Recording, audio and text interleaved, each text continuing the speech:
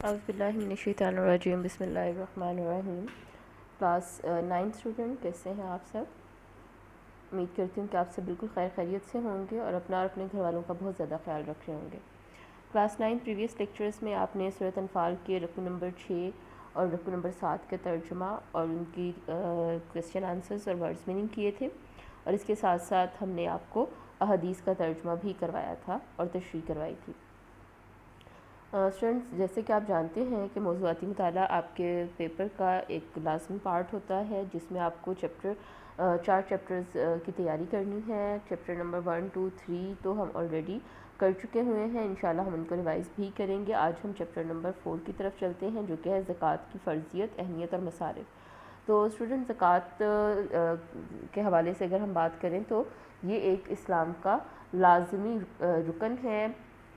اور ایک بڑا اہم رکن ہے، اور اس کا قرآن پاک میں بار بار حکم نازل ہوا ہے۔ زکوٰۃ کیا ہے اور اس کی فرضیت کن لوگوں پر ہے، کیا اس کی امپورٹنس ہے اور اس کے مصارف کیا ہیں، یہ آج کے لیکچر میں ہم ڈسکس کریں گے۔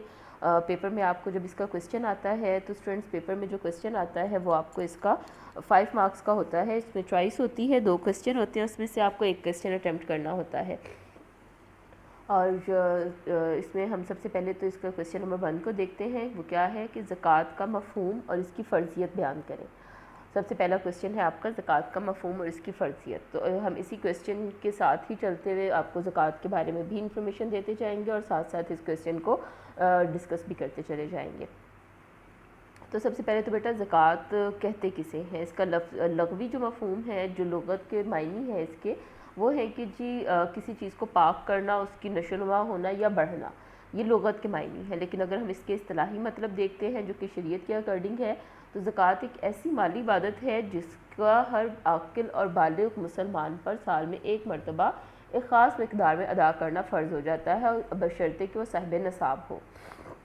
اب صاحب نصاب کیا ہوتا ہے جی؟ صاحب نصاب کا مطلب ہے جس کے پاس اتنی رقم ایک سال تک موجود ہو، اس کی ضروریات سے زائد اس کی سیونگز میں نصاب کے مطابق رقم موجود ہو، جو نصاب اسلام میں فکس کیا گیا ہے زکوٰۃ کا، وہ بھی ہم آگے ڈسکس کریں گے۔ اس نصاب کے اکارڈنگ اگر آپ کے پاس رقم موجود ہے اور آپ کے پاس وہ رقم آپ کی ضروریات سے زائد ہے اور ایک سال اس رقم کو پڑے ہوئے گزر گیا ہے، تو پھر آپ صاحب نصاب ہیں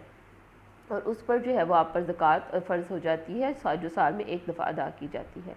اب زکوٰۃ کی قرآن پاک میں بہت زیادہ جو ہے وہ تاکید کی گئی ہے۔ کئی مقامات پر زکوٰۃ کی اہمیت کو بیان کرتے ہوئے اللہ تعالیٰ نے زکوٰۃ ادا کرنے کی تلقین کی ہے۔ زکوٰۃ فرض ہوئی تھی بچے 2 ہجری میں، اور 8 ہجری کو اس کے تفصیلی احکامات نازل ہوئے تھے، اور 9 ہجری میں عملی طور پر اس کو نافذ کر دیا گیا تھا۔ اور زکوٰۃ کی فرضیت کا اندازہ ہم کس بات سے لگا سکتے ہیں؟ زکوٰۃ کی فرضیت کا اندازہ دیکھیں کہ قرآن پاک میں 82 مقامات پر اس کا ذکر آیا ہے، اور جہاں نماز کا ذکر آیا ہے، نماز کے فوراً بعد زکوٰۃ کی ادائیگی کا بھی حکم آیا ہے۔ جیسے کہ سورہ توبہ آیت نمبر 103 میں اللہ تعالیٰ ارشاد فرماتے ہیں کہ اے نبی صلی اللہ علیہ وسلم، ان مومنین کے مالوں سے صدقہ یعنی زکوٰۃ لیں اور اس کے ذریعے انہیں پاک صاف کریں اور ان کا تزکیہ نفس کریں۔ اور اس کے ساتھ ساتھ سورہ بقرہ میں حکم آیا کہ نماز قائم کرو اور زکوٰۃ دیتے رہو۔ اور اسی طرح سے سورہ بقرہ آیت نمبر 167 میں کیا ارشاد فرمایا کہ مومنو اپنی پاکیزہ کمائیوں میں سے خرچ کرو۔ اسی طرح قرآن پاک میں متعدد مقامات پر زکوٰۃ کی اہمیت اور زکوٰۃ کی فرضیت کو بیان کیا گیا ہے۔ اب جیسے کہ بچے باقی عبادات جن میں سے ہم نماز کے بارے میں ہم نے پہلے پڑھا تھا، حدیث میں بھی ہم نے اس کا ذکر کیا تھا کہ نماز ایک فرض عبادت ہے، اور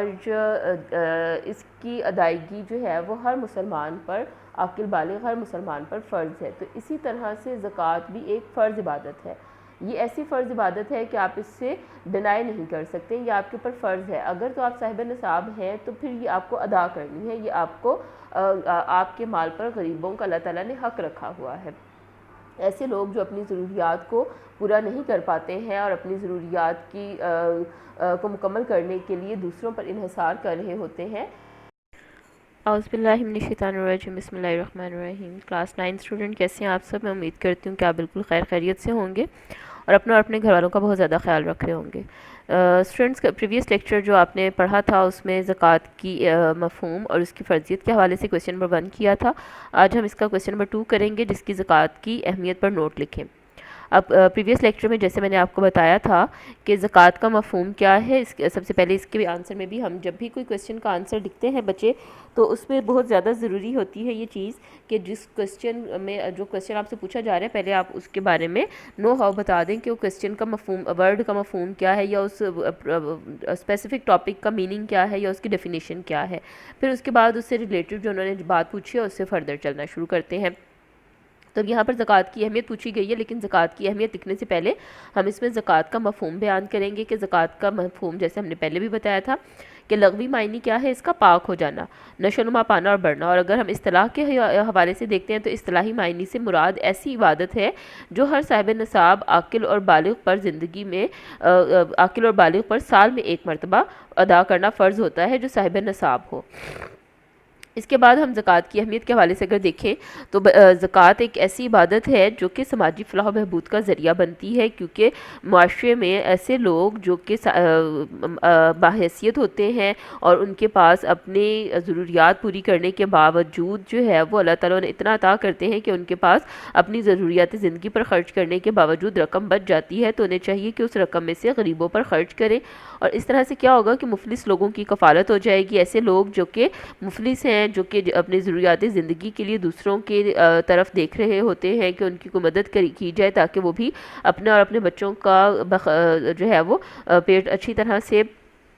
زندگی اچھی طرح سے ان کی گزار سکیں، تو اب معاشرے میں نفرت اور انتقام کی بجائے اس سے ہمدردی پیدا ہوتی ہے، دوسرے لوگوں کا احساس پیدا ہوتا ہے، غریب بہن بھائیوں کے لیے دل میں ہمدردی کے جذبات پیدا ہوتے ہیں۔ اور جب ہم دوسروں کو زکوٰۃ دیتے ہیں تو زکوٰۃ دینے والے کے دل سے مال کی محبت مٹ جاتی ہے۔ ایک مال کی محبت ایک ایسی چیز ہے جسے اللہ تعالیٰ نے فتنہ قرار دیا ہے کہ انسان کو جو فتنے سامنا کرنا پڑے گا اس دنیا میں، اس میں ایک محبت مال کی بھی ہے، اس کے ذریعے بھی انسان کو آزمایا جاتا ہے۔ تو اب انسان اگر زکوٰۃ ادا کرتا ہے تو اللہ تعالیٰ اس کے دل سے مال کی محبت ختم کر دیتے ہیں، مٹا دیتے ہیں، اور پھر مقصد کیا ہو جاتا ہے؟ اللہ تعالیٰ کی رضا حاصل کرنا۔ قرآن پاک میں جیسا کہ میں نے پہلے بھی بتایا تھا کہ اس کی زکوٰۃ کی بہت زیادہ اہمیت بار بار مقامات پر ذکر کے حوالے سے دیکھا جائے تو قرآن پاک میں بہت مقامات پر زکوٰۃ کا ذکر آیا ہوا ہے، جس میں تقریباً 82 مقامات پر زکوٰۃ کا ذکر کیا گیا ہے کہ زکوٰۃ کی ادائیگی کے حوالے سے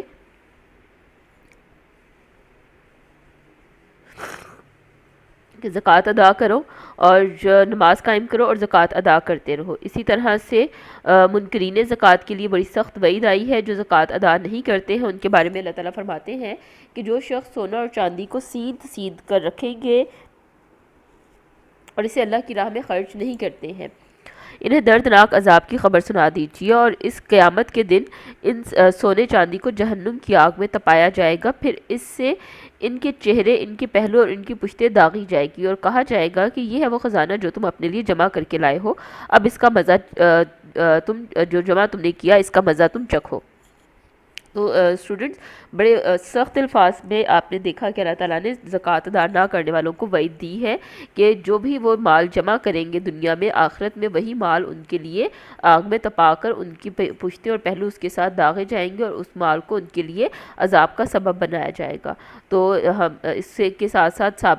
ہم دیکھتے ہیں کہ نہ صرف زکوٰۃ امت مسلمہ پر فرض ہے، بلکہ یہ اس سے پہلے بھی جتنے انبیاء آئے انہوں نے اپنی قوموں کو زکوٰۃ اور نماز کی تلقین کرتے رہے ہیں۔ تو زکوٰۃ دین اسلام کا ایک بڑا اہم رکن ہے، جس کی نہ صرف مسلمانوں پر یہ فرضیت ثابت ہوتی ہے بلکہ اسلام سے پہلے بھی اس کی فرضیت ثابت ہوتی ہے۔ جیسے سورہ مریم میں اللہ تعالیٰ ارشاد فرماتے ہیں کہ اور وہ اپنے گھر والوں کو نماز اور زکوٰۃ کا حکم دیتے تھے۔ وہ کون؟ یعنی کہ جو پہلے انبیاء تھے، جو نبی پاک صلی اللہ علیہ وسلم سے پہلے انبیاء آئے، انہوں نے اپنے گھر والوں کو نماز اور زکوٰۃ کا حکم دیا۔